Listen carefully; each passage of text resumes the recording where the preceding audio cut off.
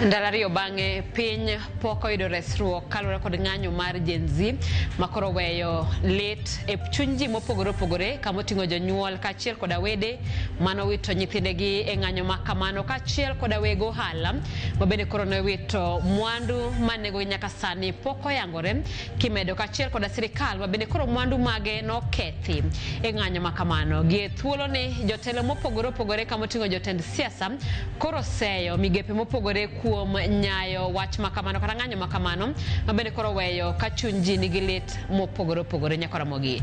Jatend piny William Ruto odiochieng' ma kawuono e okang' mokwongo loso tok ng'anyo makamano ka osiayo jotelo mopogore kamoting'o jotend siasa kaachiel koda jatend ute lamo kuom siayo rowere mondo odhi gi weche mag wang'o piny ka ogolo siem ni piny Kenya ok mar ng'ata ng'ata to ponono ni owang'e onge ng'at mabiro bedo kod kar jot. Warangane moko kuom weche ma wamiyo pek.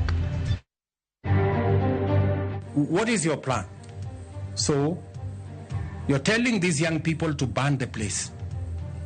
You're telling them to cause violence. So that what happens? So that we move to where? Jatend piny William Ruto koro seyo josiasa kod jotend kanisa kuom siayo rowere mondo dhi nyime kod ng'anyo mowacho ni ochomo wang'o piny Kenya. When they are in danger, they are trying to protect themselves or protecting lives, they have to use force to the extent that is necessary. But that does not mean that we are telling our police officers to become reckless. These are law-abiding citizens. Jatend migawo mar arita Kipchumba Murkomen wacho ni chik manyogolo odiochieng' manyoro inyalo mana ti godo ka ngima obila ni kama rach. This facility is going to be a game changer in this region of Nyanza and Western. Kar thieth maduong' e boma ma Kisumu mar rwako ndamo mag dongruok e chwalo chenro mag thieth.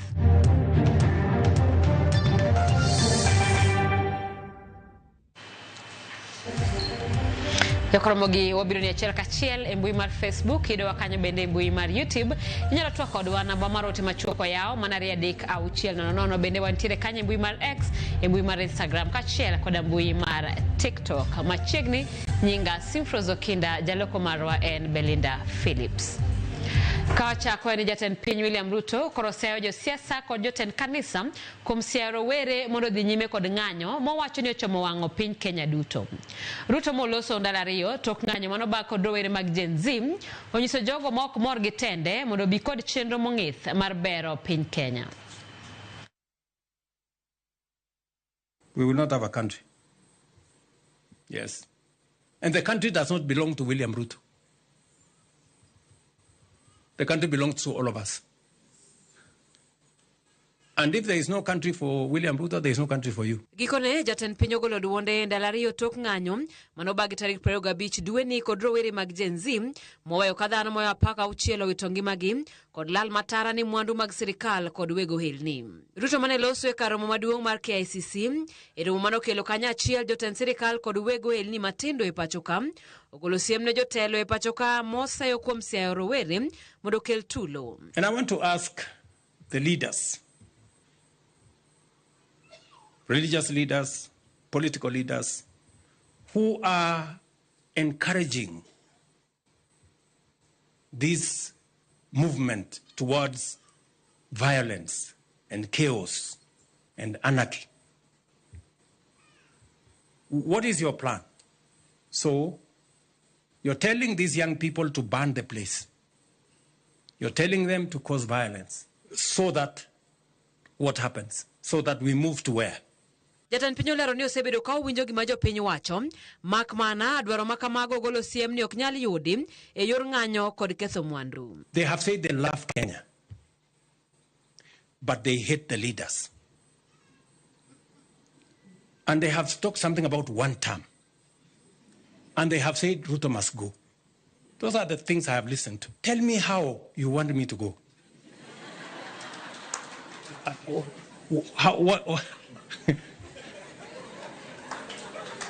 You know, I mean, let's be honest with ourselves. Ruto obono jogo mani kod paro mar gole telo mondo luka tiba wa pachoka kendo los chenro mong'ith mar bero ngima jo Kenya. Develop a better plan than the one I have.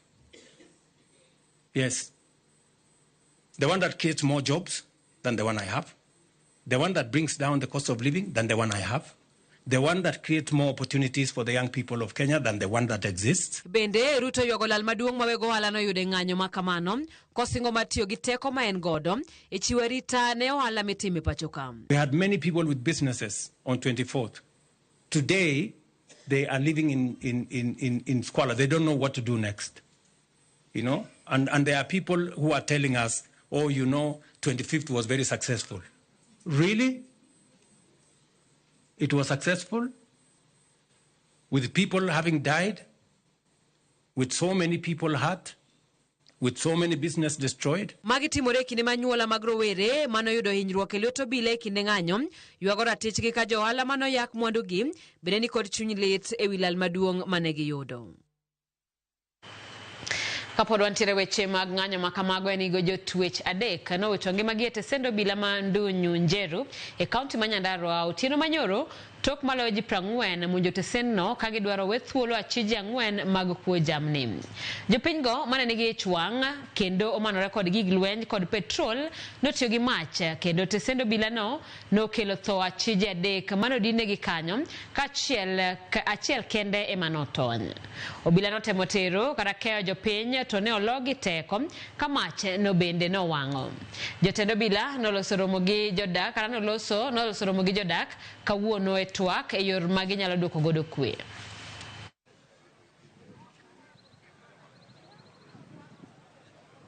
Sasa watu walijua kuna watu wameshikwa hapa na watu wengi wameimbiwa ng'ombe, walikuja hapa kwa fujo. Na walikuwa wanataka kuona hao wezi wa ng'ombe, juu walishindagwa ni kina nani wanaiba hizo ng'ombe. Sasa wakati walifika, Ozezi alikataa watu waone hao watu, na watu wakakaa hapa mpaka usiku. Sasa ile watu walikuwa wanataka wezi kutolewa, ndio watu waliweza kupiga nduru na askari wakaanza kufyatua marisasi. Wakati walifyatua marisasi, ndio sasa mmoja wao huko wa bodaboda alipigwa risasi. Kijana hali yake si mbaya, lakini yako hali mahututi. Alipigwa risasi ya tumbo, alipelekwa jana theater.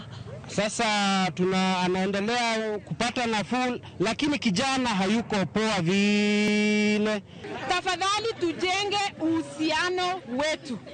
Na kama kuna maswali ama kama kuna kitu ambaye unaona ambaye si nzuri, tunakaa chini na tuseme hapa kuna shida. Si ndio? Hapa kuna shida. Tunaweza jisaidia namna gani? Jatend migawo mar arita Kipchumba Murkomen odok ne weche manyoro wacho ka olero ne owacho ni obila nyalo mana chielo ng'ato gi magina ka ngimane kata kama ngimane kata ngima jopiny ni kama ng'awo. Ma biro tok riwruok mar okinde pacho kae mano Law Society of Kenya kwedo weche Murkomen manyoro go ka giwacho ni obila ma pacho kae osebedo ka rocho ratiro mar oganda. Chris Owino miyo waler mathoth. Jatend migawo mar arita Kipchumba Murkomen odok ne weche mane owacho odiochieng' manyoro ka olero ni onyiso obila mondo ti kod magina e kinde mangimagi kata ngima japiny kama ng'aw kende. It is spelled out in the law that when you use a firearm against another person, either your life is in danger or somebody is running away who has committed felony from custody, or in any other circumstance you find your life is in danger, or a life of another civilian is in what? In danger. That is all. And no police officer is not trained to know about it. Murkomen wacho ni jopiny ok onego dog ne jonjore mamonjo tesende mag obila kendo kwalo bunde ka oyango ni okang' makamano nyalo keto ngima jopiny kama rach. And I don't know why people defend criminals.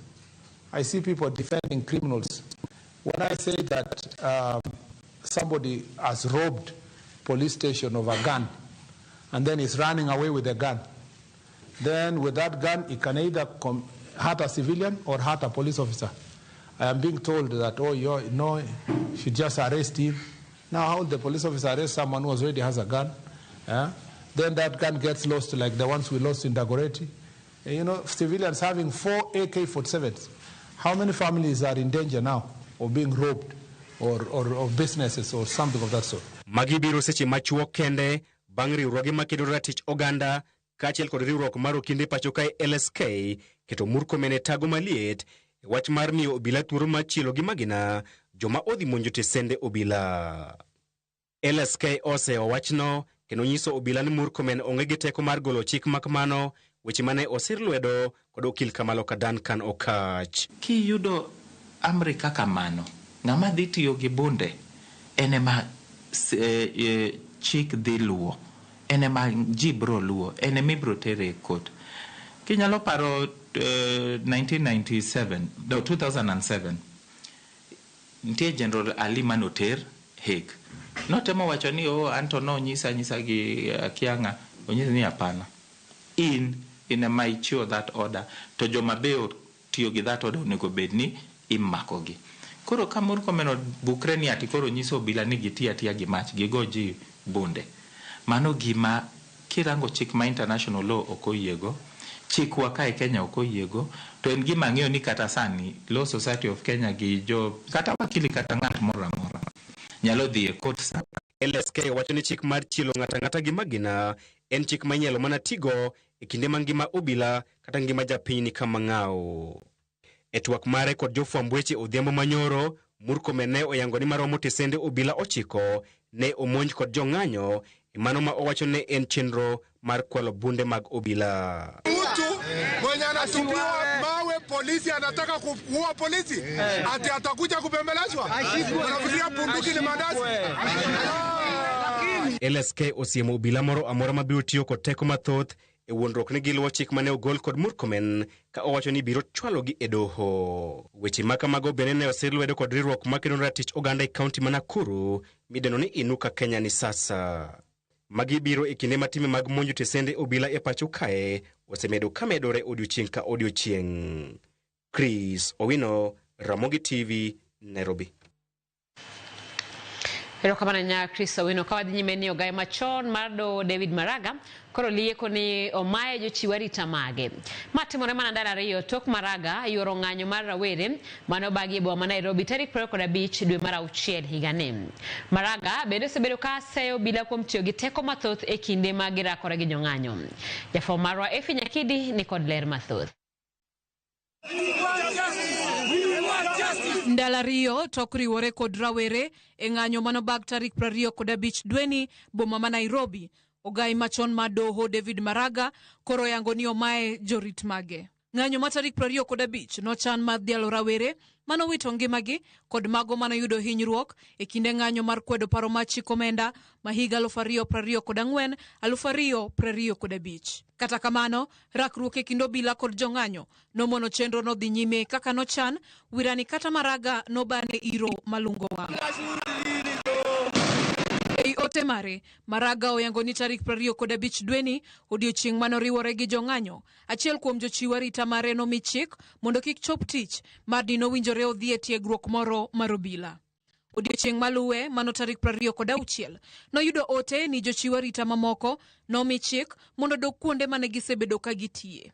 Omedo ni osebedo gi jochiw arita go kuom higni madirom 5 kendo yono manogol gi godo kelo chich kendo dwache en mondo miyo duokgi mapiyo. Kata kamano, tendo bila wacho ni gionge kod ng'eyo mora mora mar mayo Maraga jochiw arita meke kata gino mademi timne kamano.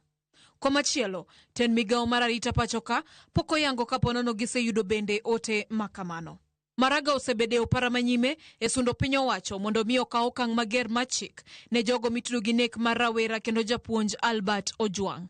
Ojwang' nonege tesende obila ma Central boma ma Nairobi toka nomake dalagi e kaunti ma Homa Bay kitude gi ketho mar ndiko gigo maketho nying jalupo gai mar obila Eliud Lagat. Maraga bende osebedo ka kweda ahinya tim mar obila matiyo gi teko mathoth kuom jong'anyo. Magi duto timore bende tok Maraga yango ni olap dhoge ndong' ne lemo ma jatend piny kendo biro laro komno e yiero maduong' ma higa 2027. Efi Nyakidi, Ramogi TV, Nairobi.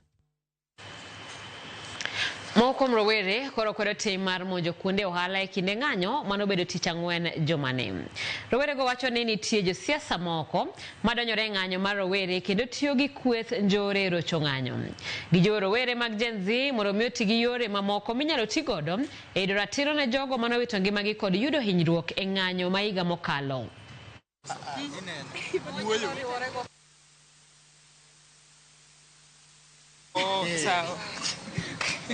Gigi wan pok nwaneno nyaka ne wachak donje ndara mae tim ma pok nwaneno ka timore Kenya ka. Manyiso nang'o? Nyiso ni nitiere ng'ato mobedo kamoro mowacho ni sama nyithindo gi dhi manyo haki gi ndara, sama nyithindo gi dhi ng'anyo ni ma koro saa ma koro wadwa donjo, wadwa kwalo. Iyudo ka koro ji koro donjo, iyudo nyiri nyako mano dhi e streets mondo odhawne haki, dok dala koroch ratiche, dok dala kokia kata ni chal mare koro chalo nade. Iyudo ka duka ma ng'ato odhaw matek moyaw kata mana gi loan, otur kendo gik moko te okwal. To koro wapenjo niya, ere tiende wadonje ndara ni wamanyo haki ne jo Kenya, to e manyo haki no wayudo ka jo Kenya mang'eny wuok konyore maloyo kako konyore. Ere kaka nyalo wacho ni adhi manyo justice ne ng'ama onegi, ta wuok e street ka jo mang'eny zaidi onegi. Kenya mwadwaro en Kenya achiel, Kenya mar dhi mbele, Kenya mar rito mwandu ng'ato, Kenya mar jiwo ji mondo oti matek, Kenya mar jiwo mondo rawere wuog oko mondo dhaw ne gima giaminia. But wuok oko mondo wamed ketho Kenya, mano Kenya mwadwaro. Ka jenzi dwaro ni gikel changes, wang'iyo pale nini e bunge kuchucho, gifight mondo gidhi e bunge kuchukunde kwe malos bedo med, gik manyalo miyo kanti wasongo mbele, lakini ka gitemo bedo the streets, giketho gigeji, mano gimedo kela sara ni pinywani, to mane kaka taxi biro med ting malo, to mane kaka uchumi medo dhi malo. Anyuola moro mawuok e gwenge ma Karachuonyo e kaunti ma Homa Bay koro ni kod lit gi kuyo tok wito wuodgi e kar thieth ma Kibra level 4 otieno manyoro tok chwat kod magina chieng' ng'anyo mar tich adek. Rigano Mondi ma jahigni 23 ne ochwad gi magina nyadiriyo e bade gi tiende gi obila e pa Mangong Road kinde mane obila kedo kod jong'anyo. Wuon Omondi ma odak Kibra Gatwekera lero ni Omondi ne rik owuok e tich gi midhiambo kinde ma magina mar obila go ne ojuke kendo ne oring kode nyaka kar thieth gotieno. Tho mar Omondi no koro medo mana seyo mokalo i bad migawo mar obila ka migepe makedo ne ratich oganda koro sundo mokalo ratiro ne jogo mosewito ngimagi e yo machalo kamano. Banko so bude notere level 4 Kibira. Kaka ne joma notere no kelo report gotieno saa 6:30 no adhi nyaka kanyo noyudo kosithiedhe lakini notho ka nithiedhe nyoro gotieno. Kwayo mara en mana ni mondo akiete ndeke mana kwayo mara alafu kod tero nyathi dala ana kama anawajua kale lakini sani tich tinde onge koro. Tunaambia familia pole na tunaambia serikali we can't keep losing lives of our youth. Tafadhali serikali, hii risasi yenye sasa inalenga vijana imekuwa too much. Mzee kama huyu amelea mtoto amefika miaka 23, now he is supposed to be enjoying ile jasho ya kulea mtoto, alafu saa hiyo ndio mtoto anauawa namna hii. So we are telling the government enough is enough. Let's make sure we get justice kwa hawa vijana wenye wanauliwa.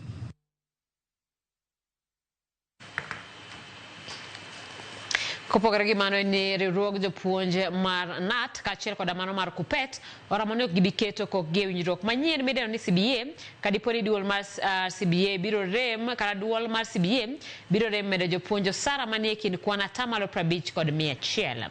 Kane giloso Mombasa nyasi mar loro ayanga romo mar jotend sikunde mag sekondar, jagoro mar KUPPET Akelo Misori ne kata kamano koni sani koro gichungo chenro mag ng'anyo mane gichano bago bang' duol mar TSC luongogi e romo matwak e wi wach mar CBA. Estegogo riwruog jopuonj mar NAT bende otelne kod jalup jagoro Hezbon Otieno to ne oramo ni kaka NAT gidwa ni jopuonj omedo sara kod kwan 60% kaluwore gi ng'awruok mar ngima.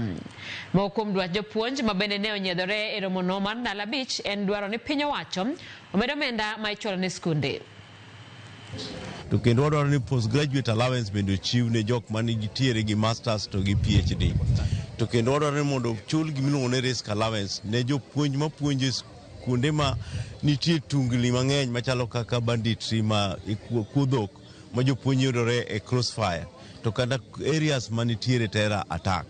Wadwaro ni mondo bende jopuonj mondo mi gimiluongo ni hazardous allowance jopuonj mapuonjo gik machalo kaka chemistry. Jopuonj wayudo ni kose retire jok mapuonjo chemistry to samoro moko bedo kata muofni. Koro wadwaro ni ka wadhi mbele to nego bed ni miyo gi gimiluongo ni hazardous allowance mondo gichak manage go their conditions kapod gingima. Teacher Service Commission oluongo tarik 1 dwe manyien ni mondo wadhi wabed piny. Wadwa neno gima gikelo. Ka gikelo gimoko moro jopuonj, ok wabi kawo, be waonge haraka, nikech jopuonj wacho ni kik wabed haraka. Waonge haraka gima nyaka chieng' gimiwa gima jopuonj wacho ni gidwaro. Nikech kwang'iyo hali mar uchumi sani, onge gima nyalo miyo imiyowa CBA maonge pesa.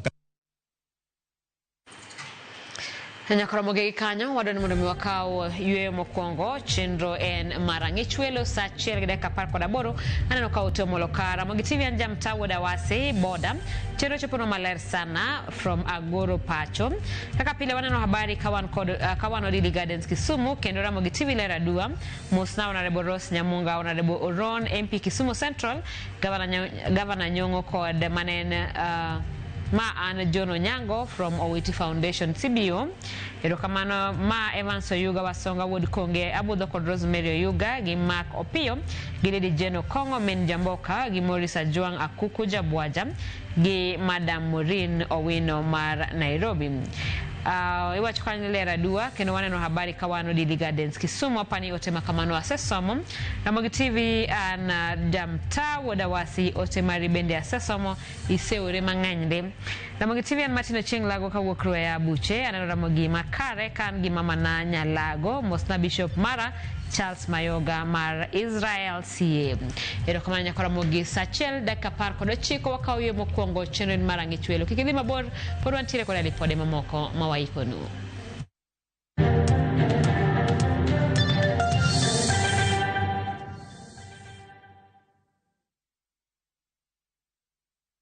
Who do you trust with your precious ones? Who do you trust to drop your kids to and from school? Who do you trust with all your packages? Who do you trust to get you to work, airport, or to that late night plan? Wigo. Introducing Wigo, your trusted ride. The ride with the most reliable, verified, efficient, and transparent drivers. With fabulous cashback incentives for passengers, each trip on Wigo feels like an upgrade. Download Wigo from Play Store or App Store or SMS Wigo to 20425 and ride with confidence. Wigo. Let's go.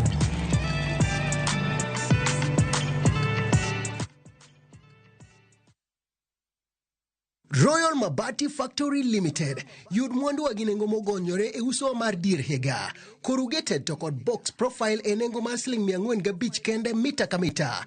Brick tile e nengo mar $482 mita ka mita to kod roman tile e nengo mar $517 kende. Bed mus wakel ni mwandu ni nyaka idhudi kamora mora ma intie pachoka. Gochnoa e namba ma en 0722 638 kata ket oda mari e mbui ma en www.royalmabati.com.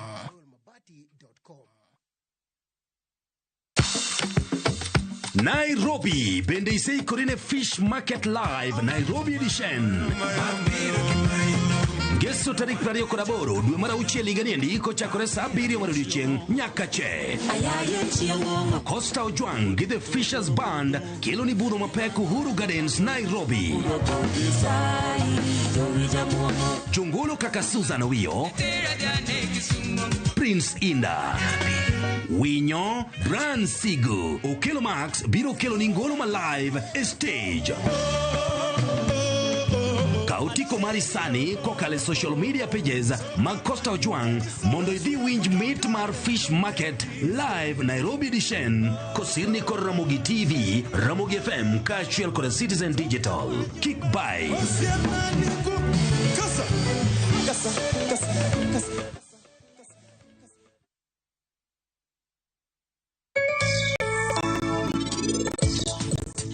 Rajiv dinade. Bende en gimoro. Pedinit nyathina en ang'o? Ang'o momiyo iling'?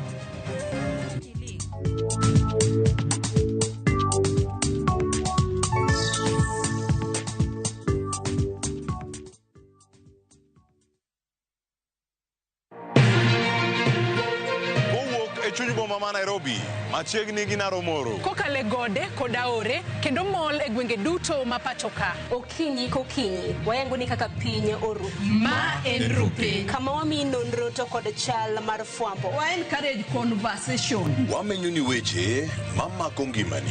Job restructuring kata state restructuring ok promise ni kiwitu tich ka tidiro tich ka. Kendo in gi duol e mbaka oromo. Watudre gi reporter marwa ka en Homa Bay, Mombasa, Kisumu, Migori, Kisii. Wabedo gi twak kachiel koda ka jolony weche mopogore opogore. No wamiyo parliament a lot of authority. To authority no gitiyogo mana mondo konygi. Tudri gi Joyce Oduor, Sharon Ong'ao kod Cleophas Oluoch e chenro mar Rupiny kod Mbaka Oromo. Wuok tich nyaka tich abich chakre sa 12 okinyi nyaka sa 5 onyango e Ramogi TV.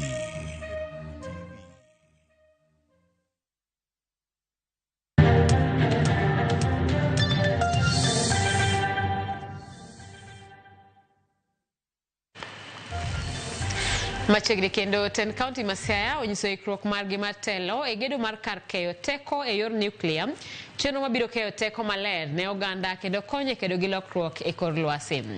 Kane oloso e nyasi mar twak gi jolony e kaunti ma Siaya e wi keyo teko ma kamano, jatend migawo mar teko Piyo Wandayi ne owacho ni ma en gino mabiro chwalo dongruok e kaunti no, kowacho ni teko mar nuclear en gino mosebedo lek mar piny Kenya kuom kinde malach. Ogaye mar duond bura mar ODM Raila Odinga ne opuoyo chenro ma kamano ka owacho ni biro gonyo nengo mar teko stima e pacho kae. Odinga bende ne omedo ni nengo teko stima osebedo ka thiro dongruok ne thoth oganda e pacho ka. Dakeyo teko ma nuclear ibiro gere kind kar od chung bura ma Bondo kata Rarieda. We have a buy-in, and so therefore nuclear power is here with us. Kenya remains steadfastly committed to implementing its nuclear power program while adhering to the highest possible international standards. Through the committed guidance of the International Atomic Energy Agency, Kenya has made significant and demonstrable steps towards the safe, secure, and sustainable implementation of its first nuclear power plant. There can be no doubt that diversifying our energy sources and maintaining a clean environment are critical to our development agenda as a nation. Part of the reason this country has not been able to generate and sustain well-paying jobs is the cost of energy.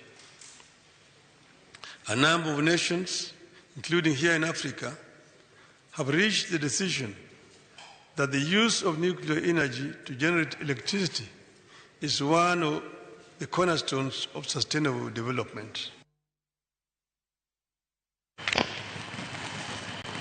Gikona tod thieth maduong' ma jo TRH oidho e rang'iny mar level 6A bang' ne keti ayanga e oboke ma sirikal gi jatend piny William Ruto tarik 18 dweni. Onamo makama nodhial e nyasi mar tipo e boma Kisumu ka igeno ni chenro mag thieth dhi medo bedo maber e alwora mar Nam Lolwe. Millicent Adhiambo nigi ler mathoth. Ne en nyasi kod nyadhi e laro mar Jaramogi Oginga Odinga Teaching and Referral Hospital e boma ma Kisumu, kama jotelo, jochiw thieth kod jopiny nobiro kanyakla mar dhialo ting' malo mar kar od thieth masani koro en Jaramogi Oginga Odinga National Teaching and Referral Hospital level 6A. Bang' higni 60, gikone to od thiethno koro ni e rang'iny mag ute thieth madongo pachoka kaka Kenyatta National Hospital, Moi e kind mamoko. Ageta margi makende koro en chiwo thieth makare, yudo pok mag omenda e bwo sirikal mamalo, chiwo thieth moyiedhi e yor lony manyasani e kind mamoko. One of the clauses in the legal order, those who are employees on 18th of June 2025, when that gazette was actually signed, automatically transit to become the employees of the state corporation. Ewi mano, ondamo no bende koro kelo medruok mag ndiko jotije manyien maromo 144, chendo manyien mag chano jotije e kidenje mopogore, kendo kelo chendo mag chudo mag rutaya e osiptano. I'll run for example, from next week, God willing, I'll try and push public service to come here. I want to push SCAC to come. I want to push SRC to come. And they will decide on the grades so that within 3 months, we are already on on salaries, or even by December latest, we are on salaries of the state corporation. Once they come in and take responsibility in terms of your salaries, we'll be able to plow back that money into other health facilities which we have within Kisumu County.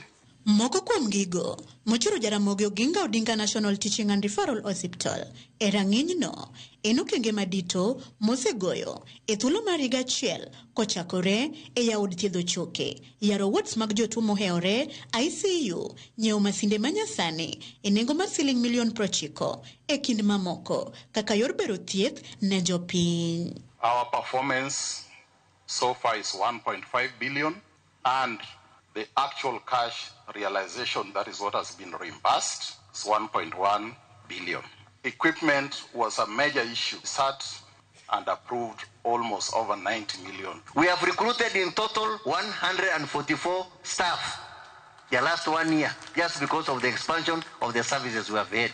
Kowuok e ward ka ward, jotije ma Jaramogi Oginga Odinga National Teaching and Referral Hospital sani koro ijiwo mondo ohaw reso ngima ka gitiyo gi chunygi duto ma ok gidewo osimbo kata rang'iny margi. This facility is going to be a game changer in this region of Nyanza and Western. People have suffered in this region, have to travel all the way to Kenyatta, Moi Teaching and Referral. It has not been easy. The country expects us to behave like a national teaching and referral hospital. No longer long queues, delays. Nobody should die because you have delayed them to not to have oxygen points. And if they have to go, talk to them and touch them. Let's just be having that passion. Let's have that compassion. Let's touch these patients. Jaramogi Oginga Odinga National Teaching and Referral Hospital igeno ni koro dhi bedo kar tiegruok mang'ula, kar timo nonro kod kar thieth makare ne jotuo ka obiro kwako kaunti za 15 mawuok Kenya ma Nyanza kod Western. Millicent Adhiambo, Ramogi TV. Jaramogi Oginga Odinga National Teaching and Referral Hospital, Kisumu County. Wadhi kaunti wa Migori kama jagoro maduong' e migao mar thieth Laktar Ouma Odoga ochiwo siem ne ute thieth ma ok chiw thieth makare ne jopiny to gioro kwayo mar omenda ma kore lach ka gidwaro mondo duol mochung' ne kuma thieth mar SHA ochulgi. Oluga mane oten kod gavana ma Migori Ochila Yako ne loso e kaunti ma Migori e kinde mane otelo e chenro mar jiwo oganda mondo ndikre e okumba mar thieth mar SHA. Migao mar thieth dhi nyime kod jiwo oganda mondo koro ndikre e okumba mar thieth mar SHA mondo gibed kod yot e yudo thieth kendo omenda bende yude moromo mar siro osiptende mag piny owacho. Jokanya sekretari mar thieth ka otele kod jagoro maduong' e migao mar thieth Ouma Oluga mane oten kod gavana ma Migori Ochila Yako ne otelo chenro mar jiwo oganda mondo ndikre SHA e kaunti ma Migori. Adwani ji te odonji e mpango mar thieth ma wakelo nikech serikali osekelo pesa. Kuomba tu wewe ujisajili kama mwana SHA. Na hiyo ambayo tunalalamika ni pesa mingi, 7,000 is a lot of money, I agree. But it's only a lot of money ukingojea, alafu it accumulates to 7,000. Nyaka sani maromo ji 40 mag oganda osendikre kod SHA e kaunti ma Migori ka jopiny ponte kod ywak mopogore opogore ka otende kod SHA. Chudo to inyo mana gadiera nikech yuto pogore ikone ni chul kata mana Sh7,000 e higa. Igeni gini na ber ka gikete kaka chon nikech chon inyalo yudo ni chulo Sh300 e dwe. Policy as important as introduction of SHA, a policy that is as important as of invaluable use as a SHA, SHIF, and digitalization of our facilities, we must all support. Isech mabende piny owacho dhi nyime kod ndiko oganda e SHA. Jagoro maduong' e migao mar thieth Ouma Oluga wach ni nitie ute mag thieth moko ma ok mi jotuo kata yath to gioro kwayo margi mondo koro chulgi nyaka omendano mar yath kod duolno matayo chenrono mar SHA. We are also doing an audit to make sure that we go to those facilities, we look at the list of the people you have treated. Kama ulipata 40 million, we are also going to make sure that you treated people.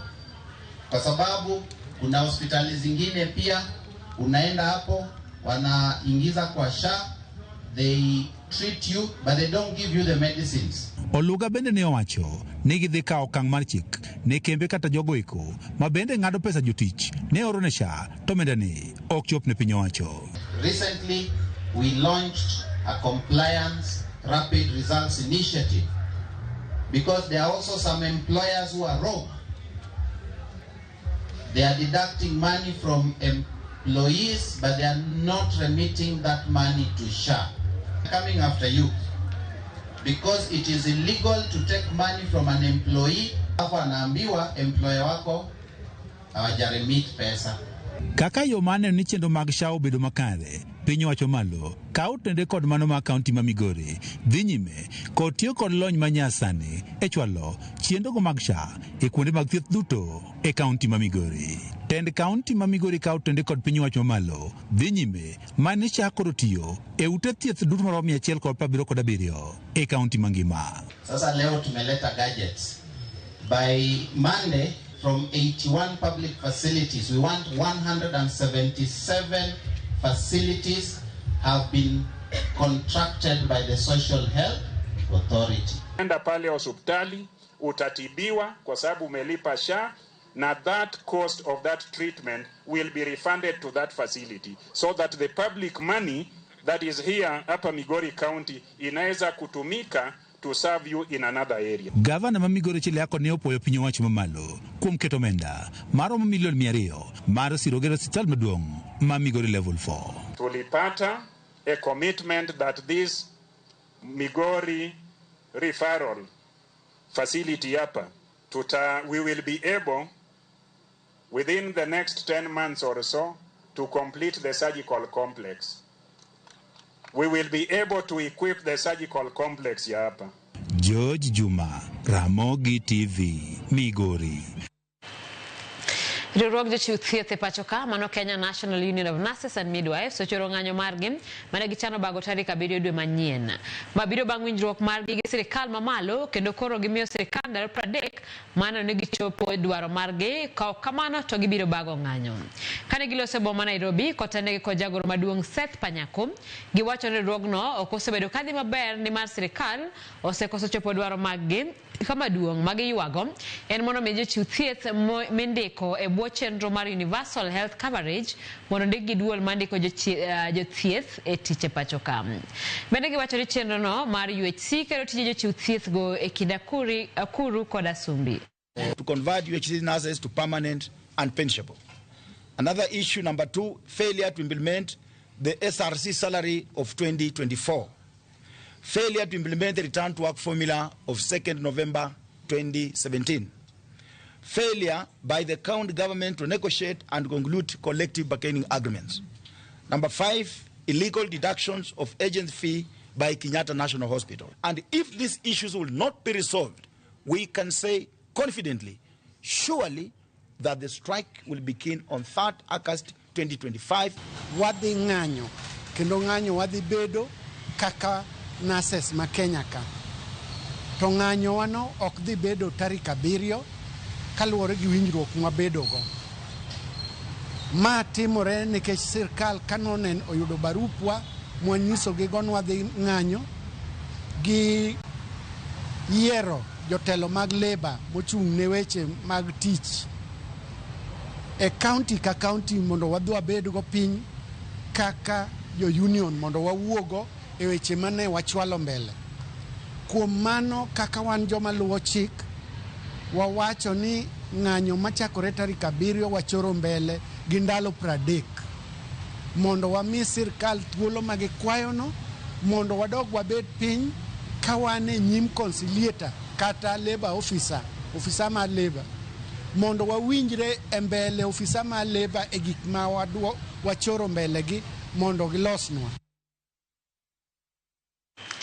Joala matindo e kaunti ma Homa Bay ne orore gi jowetegi mamoko e piny mangima mar dhialo odiechieng' mar joala matindo kama ne giyuake kata ne giyuago e lal mar stima ma kinde ka kinde kod osuru mani malo kaka achiel kuom gigo maduoko chien sekta mar joala matindo.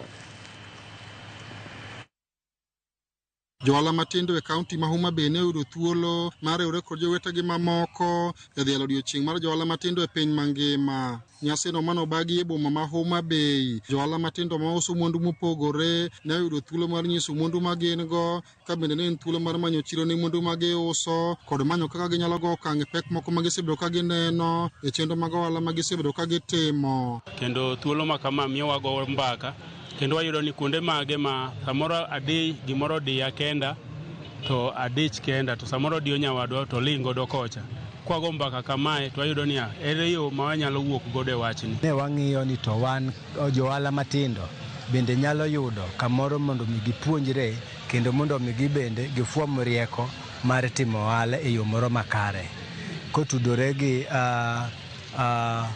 jo ohala mamoko kata gi government. E kinde no bende jo ohala matindo mane okelo mwandu gi ne oyango pek ma jo ohala matindo osebedo kakale kendo osebedo kathiro chenro mag timo kama oting'o lal mar stima e kinde ka kinde kod osuru mani malo ma gikoni juogo gi ma bende gikoni osebedo kathiro dongruok mag jo ohala matindo. Wayudo kuonde moko ma Weche hinyowago. Achiel maduong' en korka ushuru ma wayudo ni buogo nyaka jo ohala. Iyudo ka thoth jo ohala ok tim ohala kuonde moyangore kata chirni gi kuonde molos mondo dhi otim ohala nikech iyudo ni ng'ama obiro uso idwa no ng'adi moko be gidwa ni giloko ohala to gipondo, they are not registered nikech giluor. Koro aparo ni kanitie thuolo moro ma otieg ji mopuonj ji ni mondo wa register kata mondo ohandwa oyangre oko ok nyis ni koro ibiro mawa kata ushuru dhi bedo malo. Anyalo nyiso jo ohala ma dwa chako ohala ni kik obed gi luor. Ohala ok chak gi pesa mang'eny. Pesa matin ma in go nyalo chako go ohala. Once kisa identify gima idwaro timo, ibiro ir ng'ama timo ohala no mondo otie gi jogo mane oloso nyasi makamano wacho ni nyasi no itimo mar miyo jo ohala matindo thuolo mar nyiso kit mwandu ma gin go kaachiel kod tudo gi kod chirni mopogore kane gijiwo sirikand kaunti ma Homa Bay mondo ket maino e bero chenro mag jo ohala matindo. Maendi en odiochieng' manoket mondo wayud kaka wanyalo expose jo ohala matindo tindo mondo manie chiro to kendo ginyalo improve on their marketing skills and their sales. At the same time ginyalo yudo brand exposure. Kawaida thoth ji kwanza maybe Homa Bay kae ne wayudo challenge mar loso gi jo ohala matindo nikech nok gipar ginyalo timo nyasi machalo kamae, lakini kawuono waneno ka gimor kendo ne gibiro gi businesses gi to ginyalo yudo customers, giloso gi ji. Feedback moko mane wayudo inyalo yudo ni spaces magitime businesses wach ni korka ler nikech koro gichulo license, koro ne thoth gi expect ni kama gitime business obedie maler. Alia Beach, Ramogi TV, Homa Bay.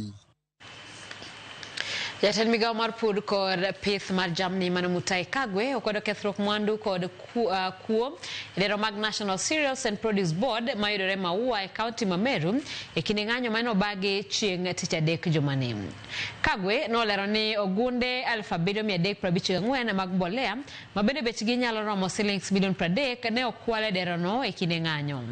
Jatend migao no koro kwayo jopiny ni otim ng'anyo mamuol ma ok rochre chenro mag piny owacho ahinya to mago ma otudore gi keto okenge mar bero maneno ni piny Kenya ni kod chiemo ma oromo e kinde duto.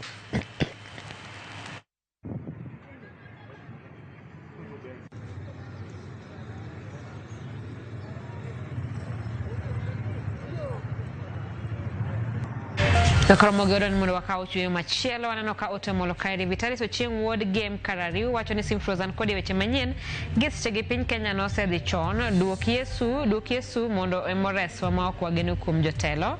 Victor Nyoduma semolo e chenro kendo awinji ene u live Dan Subari asedonjo Ramogi TV neno makare mano Victor Nyoduma kabisa kana sembo aram Kipchumba wekwalo kendo chike ma ochiwo ne polis nyayo mana lwenyo police kod ekind police kod raia. Wanjala Lucas wacho ni mji maler kan Eldoret bao moja deno wach mar game got regea neno maler. Austin Oyu waneno news maler kan Chinybo ma Nairobi. Jackie Makowiti otek manade yawa. Joshua Otieno Ruase donjo Ramogi ler kabisa. Nyakwara Rucho wacho ni manadier aki wakodo tulo kod nikech dhano medo mana tho koro nyocha no negji mang'eny moloyo.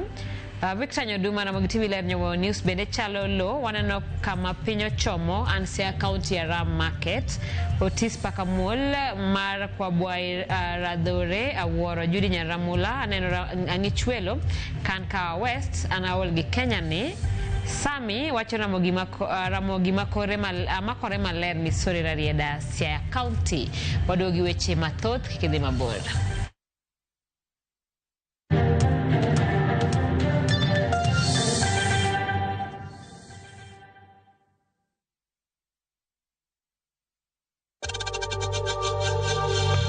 We know times are tough, so save money by buying airtime from M-Pesa to any network with zero transaction fees. Dial *487*2# and get your airtime PAP with zero transaction costs. Nyakwa Ramogi, Kenya Eratiel. Raila has a space to say what Gima Jacom Dwawacho. The opposition, nothing like a Supreme Court. Onliet Nyakwa Ramogi. Jumapil ka Jumapil. Ana chungo mama Kratil kadel war piny. Ka adwani wa discuss kaka Kenya dhi. Winj tuak magoratil piny. One wants to go in opposition. One wants to go in opposition 50 years. Mae ukiparka kele wich bar moro. UDA onge kama pose donje. Adwani penje bati. Koso donje kona mane. Sachiel gi nus otieno. Siasa mar piny Kenya en siasa koso dongruok. Kai kelo ni kod George Bati. Kik bai.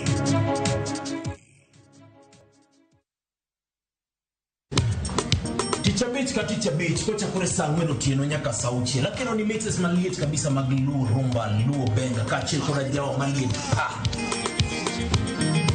Kowuok e ondamo 107.1 FM kar chuny jaluo. Apela na koni ne wang ne kawado kocha. Nyaka wang joy mari mar Ramogi TV. Lungani boy handsome mandawea roji bed and breakfast. Lungani DJ Kolokol instrumental. Tokodan Solomon Tito Kafaya gudi. Kawa choni ma en Ramogi Night Disco. Kete Manaka.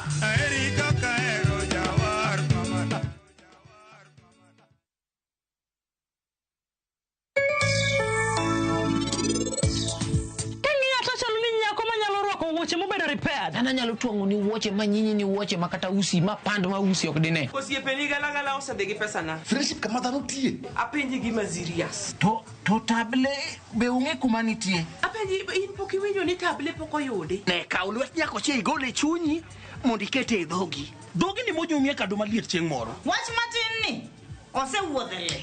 Mugo in ngeni chiegni usak dhogi mara bet ni.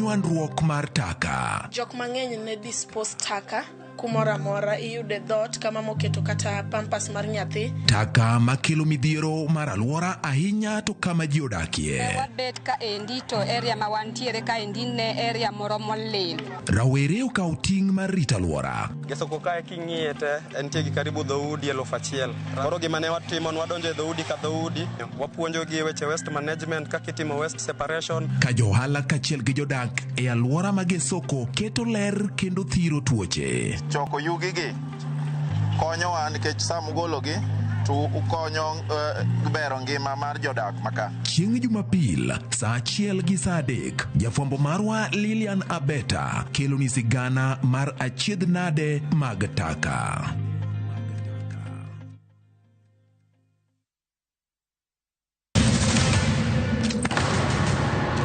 Duto teka unusiye gi wachno. To ano ka bibet ka ikinyuome. To kata arus mare ano ka bibiro. Ere kaka ini nyalo timre gosipna malich kamae. Kosiparo ni nen mana kende ka. An ka mora achiel kode. To joma ni kate bende ni kode. En chunja dek. Osiem. Hera. Koda timbe andhoga makelo chwanyruok. Koro onge kaka arus ni nyalo timo. Maye yawa. Ikrine wuodh parineti. Sigana manyiso kaka inyalo tem paro kod lek ma ng'ato nigo. Kendo yiero nyalo loko gik moko duto. Parineti. Wuok tich nyaka ngeso saa 2:15 otieno. Mana Ramogi TV.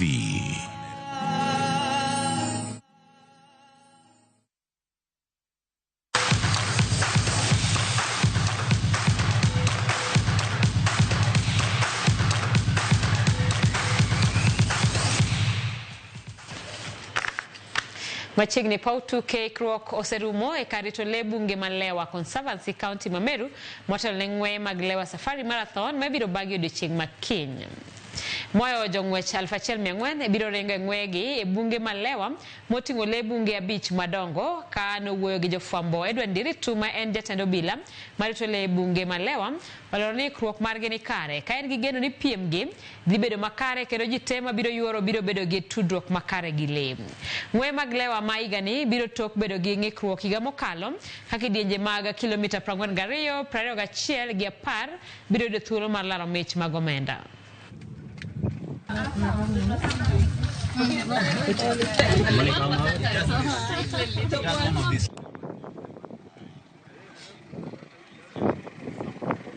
We have prepared for the last 2 months in terms of security, and when we are doing the Lewa Safari Marathon, our aim is to make sure that the people and the wildlife are safe, because here is the only marathon that you can learn and see wildlife. And because we have wildlife here, we normally make sure that when people are running, they don't interfere with the wildlife. And the big aim is that we don't interfere with the behavior of the wildlife. Tim maradhula mar KCB oyiero Robert Matano kaka kocha margi manyien. Koloso sach nyasi mar yango Matano ne jotugo mag timno. Patron mar klabno Azuo Gola olero ni mae en okang' maduong' mokalo ma klabno segoyo kowacho ni Matano en kocha manigi lony mararieya e weche adhula ma Kenya. Matano osetelo ne timbe mopogore opogore e pacho kae lig mamalo kaachiel bende gikonyo nyayo talanta mag jotugo mathoth mabende osechwalo ne timbe ma oko mar Kenya. KCB notieko season mokalo gi points 42 e thuolo mar 9 ka koro gigeto medo kwan jotugo manyien mana ne gitimo maber e season manyien.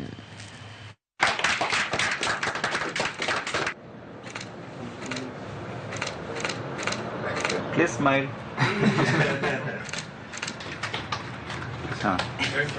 Well, Matano has got a very good track record. When we looked at several coaches across the spectrum, he's got a very good proven track record in terms of his performance. He's carried the trophy at least 4 times with Tusker.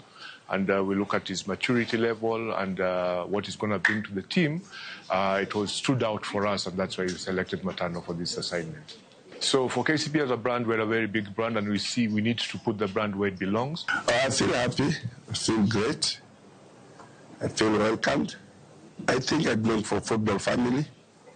Now I'm a newborn KCB family. So I feel happy to be here. So I bring people who can help me, and also they know my philosophy, they know what we need, and they know expectation ahead of us, so that I'm bringing brains behind anything we're going to do. What we need is to just change mentality and the attitude, and also we want to bring new life, new experience, different experience. That's why we are looking for other players from outside the country.